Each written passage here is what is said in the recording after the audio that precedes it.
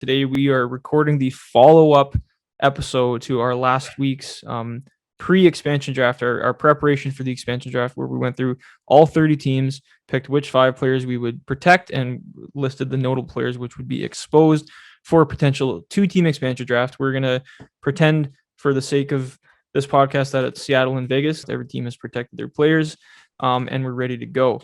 I'm going to take on the role of Seattle. And this is where I'm going to shock you. And I'm going to make a pick that is going to confuse everyone. But let me explain. Okay. I'm taking Russell Westbrook. No way. 1 year expiring. He comes with his own fan base. Westbrook has his own fan base. We have to accept that. And then let's look at my starting lineup. So I have Westbrook at the point. I have Bogdanovic, great shooter. Kelly Oubre, improving shooter. Tobias Harris, shooter. Clint Capella, not a shooter. And that's going to be a little bit of issue. But who's my backup for Clint Capella? Kelly Olynyk, a good shooter.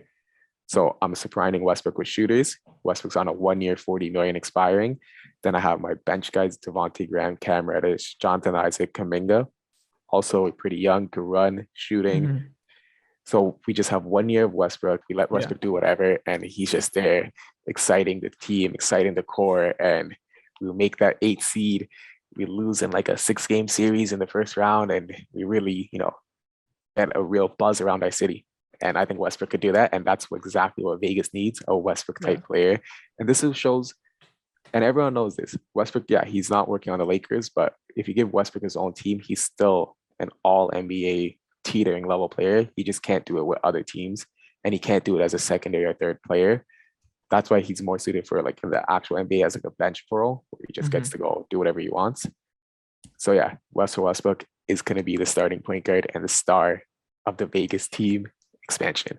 It actually makes too much sense. The reason I didn't want him is because the moment you add Russell Westbrook to your team, it's his team. It's his identity. The team is a Russell Westbrook team. And with Jordan Poole, Kobe White, Ayo Dosunmu, like I didn't really want that kind of thing. I didn't want a Russell Westbrook identity team.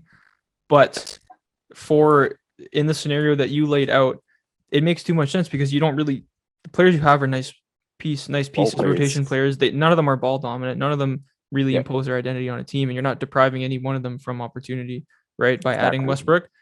And the moment you add Westbrook, like you said, he comes with his own fan base. And no matter how bad he's looked on the Lakers this year, you give him his own team, he's going to be averaging a triple-double. He's going to be putting on a show for the fans.